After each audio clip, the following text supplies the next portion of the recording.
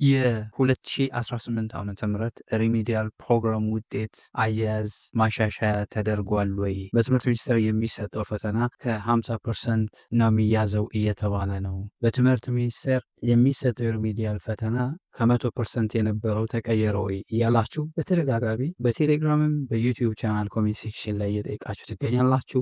ዛሬ የ2018 ዓመተ ምህረት ወይም በአጠቃላይ የሪሚዲያል ፕሮግራምን ውጤት አያያዝ በተመለከተ ኢንዲቴል ማብራሪያ እሰጣችኋለሁ። እስከ መጨረሻው ድረስ አብራችሁን ቆዩ። ከመጀመራችን በፊት ግን ሰላም እንዴት ናችሁ? ከዚህ በፊት ለማታውቁኝ ፈንታሁን ፀሐይ ይባላለሁ። በቋሚ ስራዬ የዩኒቨርሲቲ አስተማሪ ነኝ። በትርፍ ሰዓቴ ደግሞ ልክ እንደዚህ አይነት ተማሪዎችን ይጠቅማሉ የምላቸውን ኮንተንቶች በዚህ ዩቲዩብ ቻናል ክሬት አደርጋለሁ።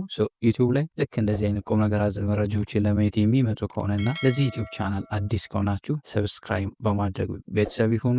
ለስዳሜ እንደሚታወቀው ከ2015 ዓመተ ምህረት ጀምሮ ሪሚዲያል ፕሮግራም መጀመሩ ይታወሳል። ሪሚዲያል ፕሮግራም ማለት እንግዲህ ከ50 በመቶ በታች ውጤት ያገኙ ነገር ግን የሆነ ማለፊያ ውጤት ወይም መቁረጫ ነጥብ ተገልጾ እና ደግሞ የማካካሻ ትምህርት ወስደው ፈተና ተሰጥቷቸው በፊት ግን በግቢ 30% በትምህርት ሚኒስቴር 7% ተፈትነው በአጠቃላይ ከ50% በላይ ያመጡ ተማሪዎች ወደ ፍሬሽማን ፕሮግራም ተማሪ ሆነው እንዲቀጥሉ ተደርጎ ነበር። ነገር ግን ትምህርት ሚኒስቴር ከ2017 ዓ.ም ጀምሮ ለሁሉም የመንግስት ዩኒቨርሲቲዎች እና ለሁሉም የግል ከፍተኛ ትምህርት ተቋማት ይህንን ደብዳቤ ልኮ ነበር። ይሄ ደብዳቤ እንግዲህ የሪሚዲያል ፕሮግራም ውጤት አያያዝ ላይ የተደረገ ማሻሻያን ስለማሳወቅ የሚገልጽ ደብዳቤ ነው። እንግዲህ ይሄ ደብዳቤ የሚያትተው ምንድን ነው?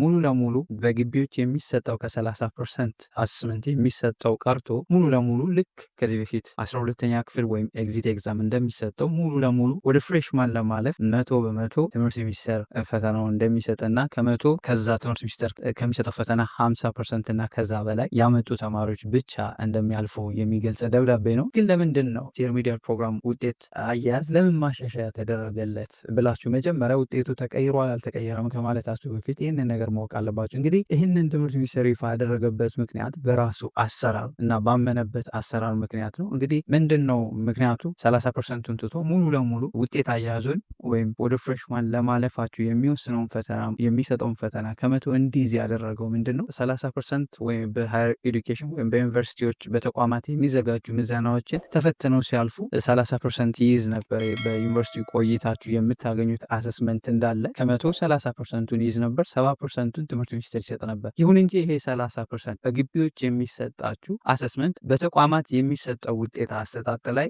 ወጥነት የሌለ መሆኑን የትምህርት ሚኒስትሩ ለሁሉም የመንግስት ዩኒቨርሲቲዎችና የግል ከፍተኛ ትምህርት ተቋማት በጻፉት ሰርኩላር ገልጸዋል። ያ ማለት አንዱ ዩኒቨርሲቲ ከ30% ከፍ አድርጎ ይሰጣል፣ አንደኛው ደግሞ ዝቅ አድርጎ ከ30% ለተማሪዎች ይሰጣል። በዚህ ምክንያት የተወሰነ ውሳኔ ነው። ይሄ ውሳኔ ዝም ብሎም አልተወሰነም፣ ዝም ብሎም ይሄ ደብዳቤ አልወጣም፣ ይሄ ደብዳቤ ለሁሉም ግቢዎች አልተጻፈም። ስለዚህ ሲቀየር ከ2017 ጀምሮ ሙሉ በሙሉ የሪሚዲያል ተማሪዎች የማጠቃለያ ምዘና ከ100% የሚሰጠው ከትምህርት ሚኒስቴር እንዲሆን ወስኗል በዚህ ደብዳቤ። ይህንን የወሰነበት ምክንያት በተቋማት የሚሰጠው ከ30% የሚሰጠው ውጤት ወጥነት የሌለው አንዱ ግቢ ከአንዱ ግቢ ስለሚለያይ ተማሪዎች መጎዳት ስለሌለባቸውና የተቋማት ኢቫሉዌሽንን በዛው ምናልባት አሰስ ሊደረግ ስለሚችል ኢቫሉዌሽኑ ችግር ስላለበት በዛ ምክንያት ነው 100% ትምህርት ሚኒስቴር የሚሰጠውን ፈተና ወደ ፍሬሽማን የማለፋችሁንና የመውደቃችሁን ውሳኔ እንዲወስን ያደረገው ማለት ነው። እስካሁን ትምህርት ሚኒስቴር የሪሚዲያል ፕሮግራም ውጤት አያያዝን በተመለከተ በዚሁ ደብዳቤ ከ2017 ጀምሮ እንደጸና ነው። ምንም በእኔ እምነት ይቀየራል ብዬ አላስብም። ምንም ሳትደናገጡ ግር ሳትባባሉ ፕላስ ዛት ደግሞ ሶሻል ሚዲያ ላይ ያያችሁትን ነገር በሙሉ ማመን የለባችሁም። ካላስፈላጊ ኢንፎርሜሽን ለመዳን የምታምኗችሁን ሶሻል ሚዲያዎች ወይም አካውንቶች ብቻ ፎሎ በማድረግ ካላስፈላጊ ኢንፎርሜሽን እንድትቆጠቡ ሪከመንድ አደርጋችኋለሁ። ውጤት አያያዙን በተመለከተ ከ100% ወደ ፍሬሽማን ማለፍና መውደቃችሁን የሚወሰነው በትምህርት ሚኒስቴር የሚሰጠው ፈተና ነው ማለት ነው። ይህንን አውቃችሁ ከወዲሁ ቅድመ ዝግጅት እንድታደርጉ ከአሁኑ ጀምራችሁ ቅድመ ዝግጅት እንድታደርጉ ሪከመንድ አደርጋችኋለሁ። ያላችሁ ጊዜ ምናልባት ረዥም ሊመስላችሁ ይችላል። ነገር ግን ክላሱም ምኑም ሳይመንቱም ጥናቱም ሲደራረቡባችሁ ያላችሁ ጊዜ አጭር ስለሆነ ከአሁኑ ጀምራችሁ ፕሮግራም እንደሆናችሁ ፕሮግራም እንዴት እንደሚወጣ ከፈለ ከፈለጋችሁ ይህንን ቪዲዮ በማየት የራሳችሁን ስኬጁል በመውጣት ከአሁኑ ጀምራችሁ በመዘጋጀት ለፈተናው መዘጋጀት መጀመር አለባችሁ። ከጓደኞቻችሁ ጋር አብራችሁ በማንበብ ቪዲዮ በመወያየትና ጥያቄዎችን በመተጋገዝ በመስራት ከአሁኑ ቅድመ ዝግጅት ማድረግ ትችላላችሁ። ውጤቱን በተመለከተ ያለኝ መረጃ ይሄ ነው። አዲስ ነገር ካለ አይኖርም ውጤቱን በተመለከተ ነገር ግን አዲስ ነገር የሚመጣ ከሆነ እንዲሁም እንደተለመደው በቴሌግራም በዩቲዩብ ቻናልም ሼር የማደርጋችሁ ይሆናል። ከዚህ በፊት ቤተሰብ ያልነበራችሁ ሰብስክራይብ በማድረግ ዩቲዩብ ቻናላችንን ቤተሰብ መሆን ትችላላችሁ። የቴሌግራም ቻናላችንን ሊንክ ዲስክሪፕሽን ላይ ታገኙታላችሁ። ጆን በማድረግ ፈጣንና ጠቃሚ የሆኑ መረጃዎችን ቶሎ ማግኘት ትችላላችሁ። አይሆፕ በደንብ ጠቃሚ ነው ብዬ አስባለሁ። ጠቃሚ ሆኖ ካገኛችሁትና ለዚህ ዩቲዩብ ቻናል አዲስ ከሆናችሁ ሰብስክራይብ አድርጉ። ፋሚሊ የሆናችሁ ደግሞ ቪዲዮ ለሌሎች ተማሪዎች እንዲደርስ ላይክ፣ ሼር አድርጉ።